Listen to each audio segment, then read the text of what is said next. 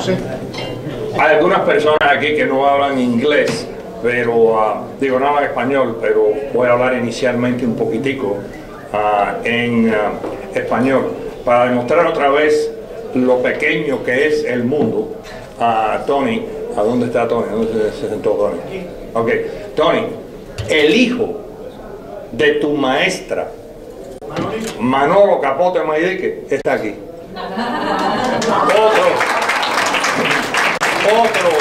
Otro avileño. Este es uno de los pocos lugares en el mundo que yo puedo ir y me siento al lado de otro avileño, de Ernesto Ramón, y lo primero que me pregunta es, oye, allá en Ciudad de Abra hay un barrio que se llamaba Maidique. ¿Tú tienes algo que ver con eso? Esa es la finca de mi abuelo. Así que, y la presentación tuya también me recuerda del cubano que llevó al famosísimo Museo de Picasso en París.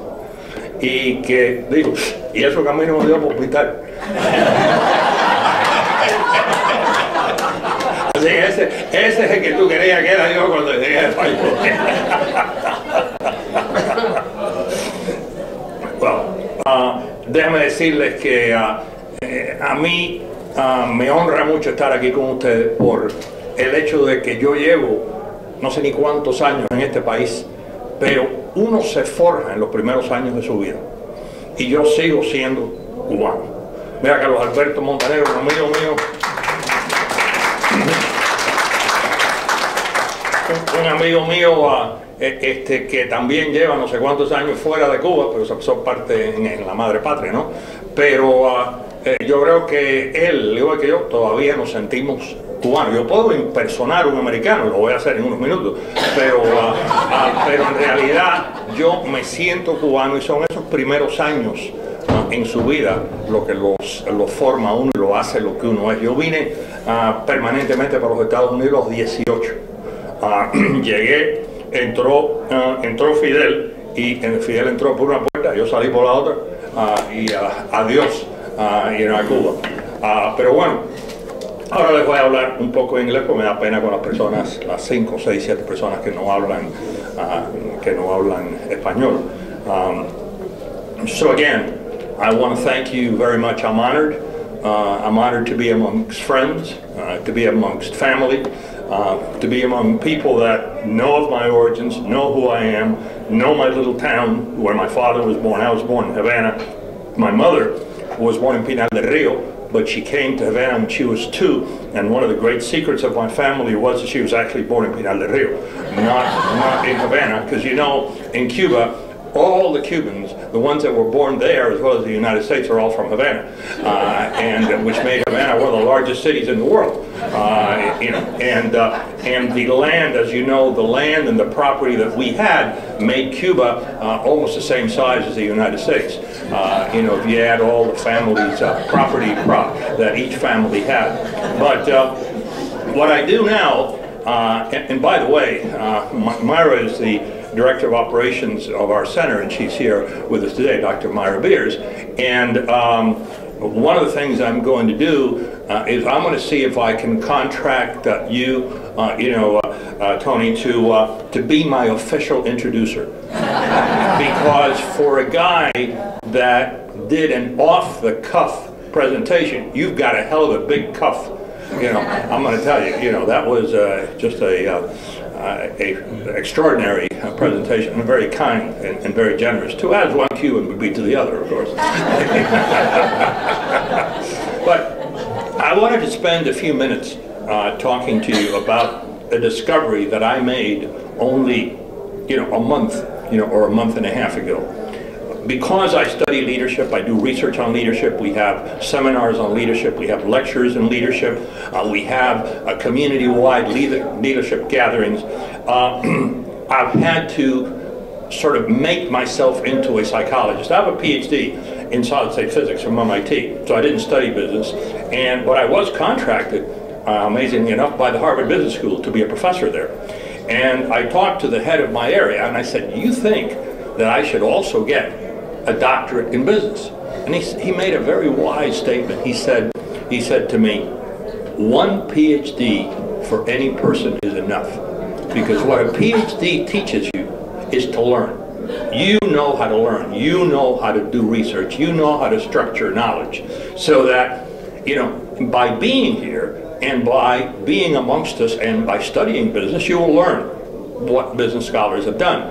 And now, in my study of leadership, I've had to do the same thing over again, but I've had to learn about psychology, because so much of leadership is intertwined, you know, with psychology. Psychology is only, by the way, about 1 century old. Psychology used to be part of philosophy, so that philosophy encompassed psychology, and philosophers like Plato, Socrates, and many others would talk about the kinds of things that psychologists talked about. And there was a German, it's always a German, called Wundt, who said, you know, psychology should have its own area and its own laboratories and its own discipline. In the United States, it was William James, who was the father of American psychology. But there's a problem with psychology. There are a lot of problems, but one special problem is that psychologists study sick people. Statistically, in this room, you know, let's assume there's 60, 70 people, of whom maybe a handful you have some mental problem. The rest are normal. You're perfectly fine people. But psychologists don't care about you. They only care about the 3 or 4 sick people, you know, in the room. You know, are you bipolar? Are you schizophrenic? Are you depressed? What is wrong with you? And how can we give you? What kinds of medicine can we give you to try to cure you? Okay, so the president of the American Psychological Association in 1998, just a few years ago, said, you know, we have been barking up the wrong tree.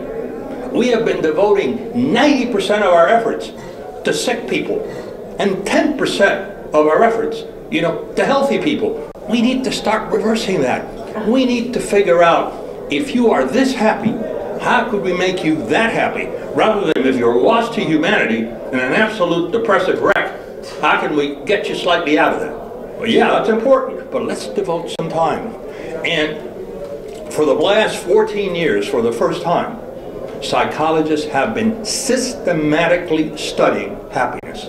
Now, that doesn't mean that there aren't books like Norman Vincent Peale's The Power of Positive Thinking, that there aren't books like Dale Carnegie's How to Make Friends and Influence People. There are a lot of idiosyncratic, individualistic books written about this. Is going back to Aristotle, his concept of onomatopoeia, and that is a concept of the good life. What can you do to be a happy person, you know, a person that really is self-realized? Maslow talking about the hierarchy of needs. But all of those were opinions of people. It's only in the last 14, 15, 20 years that people have begun to systematically study what makes you happy. I studied that.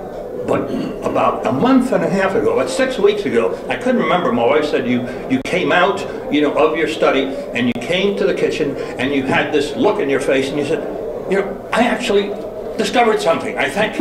Okay, I couldn't remember what it was, but apparently, you know, the look in my face was such that she actually remembered. I realized as I studied more and more and more about positive psychology, that what positive psychologists have discovered is the same as what I have been studying about leadership. So that leadership has also been studied very anecdotally. Alexander the Great, Napoleon, Churchill, you write biographies, you read about, but systematic study of leadership is only about 15, 20 years old. So the field of leadership and the field of positive psychology are basically converging. So if you came to me, if Frank, okay, who is a happy guy, but could be happier, okay, Frank, if I don't know, as you know, he's just happy, he's a legend. He's a legend, so every day he looks in the morning, he says, Frank, you're a legend. And that's gotta make him feel, you know, pretty good, okay? So, but if Frank came to me, let's assume I'm a positive psychologist. I mean, I can impersonate, I can impersonate, you know, a positive psychologist. Let's assume you came to me and you said, you know, Modesto, I'm doing well, I'd like to do better. Could you tell me just one thing that I could do to become happier? I said, well, Frank, what I would recommend is that 3 times a week, you do 30 or 40 minutes of cardio. I recommend in the other days, you do at least 2 days of weightlifting. I recommend that you watch your diet and eat as healthy as possible. Don't eat too much and eat fruits and vegetables, okay?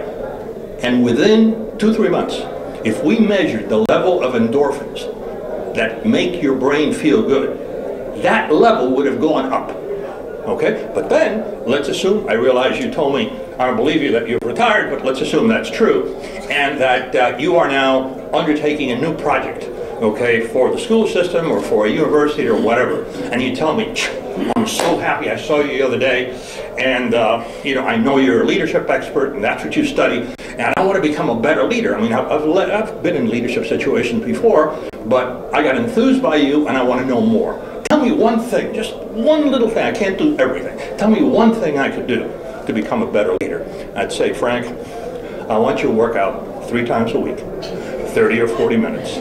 I want you to do some weightlifting, and I want you to watch. You say, what's the same thing that, you know, somebody told me a positive psychologist say? I said, yeah, and it's the same thing. And I'm not going to go through all of the things you could do which converge. I'm just going to give you 2 or 3 examples. Do you know, Frank, now why am I picking on poor Frank, but you know, he's a friend, so he has that burden. If you tell people, thank you, I appreciate this, I'm grateful to you, the person you're telling that will feel happy. But you know what? You will feel happier than the person you're telling it. Let me tell you a little story about the Dalai Lama. There's a little article I haven't written, which is how I lost and found the Dalai Lama. I lost the Dalai Lama. When the Dalai Lama was president of FIU, the Dalai Lama came twice, and actually he's come 3 times, twice when I was president, and he spent a couple, 3 hours having lunch, talking to me and what have you, just the 2 of us. And he's walking out of the presidential home, and I turned to say something to him, and he's not there. I said, oh my God, the Red Chinese. I said, we had our police force, we had Dade County police, we had the house surrounded, cordoned off, you know, because the Dalai Lama was there. And I said, I've lost the guy. So then I said, oh, he's a normal person, he's gone to the bathroom, of course. Go to the bathroom, door's open. Go to the other bathroom, door's open. He's not in the bathroom. I said, not in the bathroom. Okay. Maybe he went back to where we were having lunch because he left something. That's normal, right? He left something. I don't know what he'd leave. All he has is a pair of old tennis shoes, a Mickey Mouse watch, and a robe. That's it. Guys are traveling, doesn't have anything else. So, where's the iPad, right? So then I went over to the room, not there. I said, okay. He went to the dining room because there are some people there that were part of the initial welcoming committee that didn't have lunch with him. He went to say, no, he's not there. I said, ask the police, have you seen any strange movements? Have you seen the Dalai Lama go in and out? Dalai Lama's not there. What the heck am I going to do? Manny, I'm going to use you as a model here in a minute, okay? And what happened was, I said, okay, he took the elevator to the 2nd floor. I said, you know, it's the ways of the East. I don't know. Maybe he looks around, wants to see how I live in the 2nd floor. I mean, could be, right? You know, elevator was the 1st floor. Then the stairs. Maybe he took the stairs. Maybe he wanted to look at the campus or something on the 2nd floor. We had a 300-pound policeman sitting. I said, anybody come through here? He said, nobody's come through here. I said, okay. So nobody had gone through. I said, where is the Dalai Lama? I go to the kitchen, and I find the Dalai Lama in the kitchen. And what he's doing to people is this. He's doing this. Pulling on the ear of the people. It apparently, in Tibet, don't stand up here, man. Doing that is like us doing like this. Okay?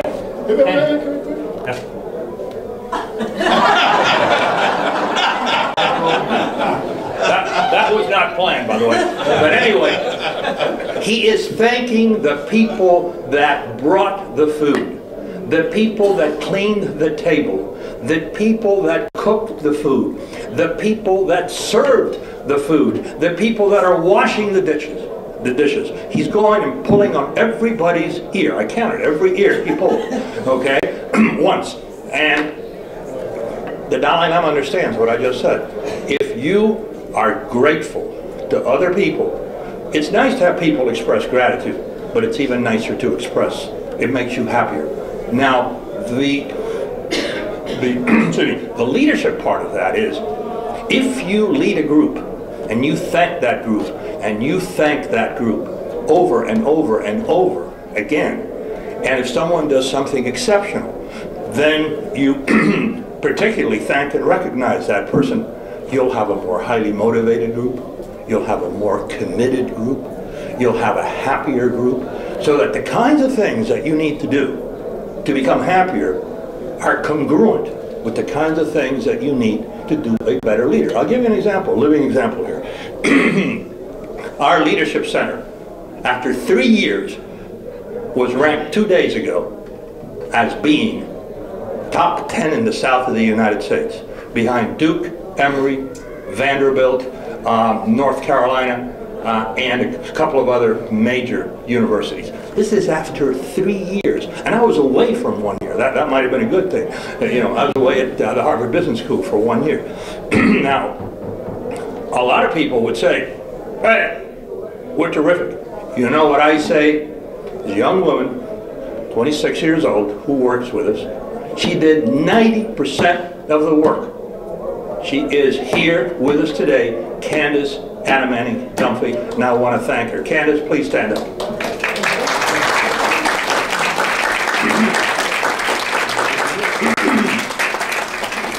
When the dean of the business school came walking towards, congratulations, I said, Candace did it. Well, obviously, we all helped her, but she did it. And you know what she wants to do now? She wants us to be top 5 in the South, not top 10 in the South.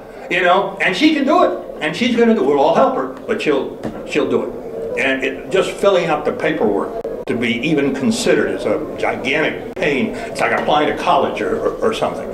So there are other things. Let me give you a few. I'll give you those, you know, rather quickly. One is, again, let's assume, Frank, I'm going to stick with you, Frank.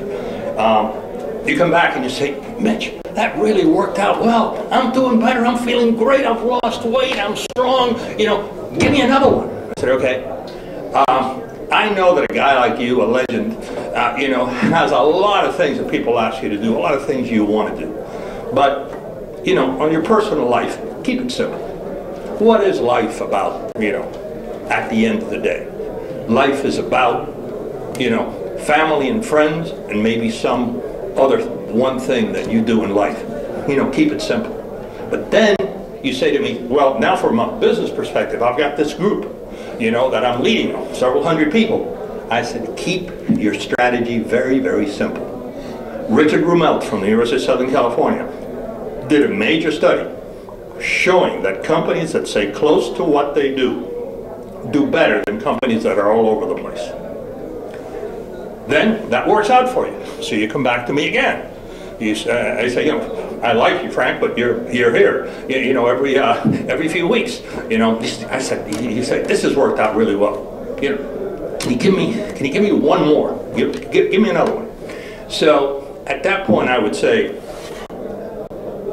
let me give you the story of 2 people. You know, here is a man who has wealth, power, recognition, a high level of education, a phenomenal record of accomplishment. He has no friends. I'm sorry. He has no friends. He has no family. He doesn't have a loved one. He has no children. You, on the other hand, are sick. Not deathly sick, but you're sick. Okay? But you've got your children, you've got your wife, you've got your friends. They come to see you. They come to take care of you. You can measure the happiness of these 2 folks. You'll be happy. Because at the end of the day, family and friends are the core from which everything else, you know, comes.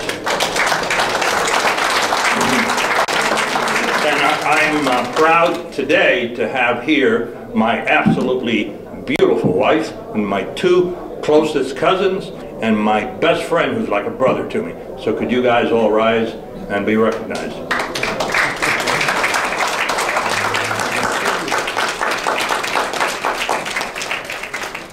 My cousin on the Maidique side, my cousin on the Rodriguez side, and my best friend, on every side, on every side. So, should he? No, he has not said anything in a few years. It's one of the reasons we are such good friends. If you go out with him, his wife is French Moroccan, and if you go out with him and you ask him, how'd you like that steak? He says, Kiku liked the steak, it is very good, it was just the right combination, it had the right taste, and he ate the whole thing. I said, okay. How was your visit to Israel? It was wonderful. He goes, it was wonderful. I really enjoyed it, Kiku. He's very happy when we were there, and you know, we are going back again. So that's why I have periodic lunches with him every couple of months, so I can actually talk to, you know, my buddy. So anyway, you could go on and on, but the interesting conclusion is that a lot of people think that leaders sacrifice it, and they do. A tremendous amount. They often sacrifice family and other things, you know, to be leaders. But the fact of the matter is that because of the congruence of happiness research and leadership research, you can be a leader and be happy. In fact, there's some recent research, they say, boy, the stress of the leader, it's terrible, and glad I'm not in that position. Serious research shows that the leader has less stress than the followers. And they couldn't understand that. The reason is that the leader is in control. And the leader doesn't have to worry as much as the followers as to what is the crazy old man going to want us to do, you know, now. And in fact, when people ask me about the university, I don't miss anything about the university in terms of having to ask people for money. I hate to ask people for money when I'm not selling them anything. But I'm telling them, we got a great product here, you know, for $180 I can get you, you know. Well, I'm saying give me money, because we are good, because we're a university, because we're motherhood and apple pie. You know, and I've come to the conclusion, I don't know how many there are in this room, that there is a level of wealth, which is about $500 million, which makes most people creeps. And I dealt with those people all the time. People had more than $500 million, because people generally give you up to 1% of their wealth. So if you want a $5 million gift, you better be talking to someone that has several hundred, you know, $1 million.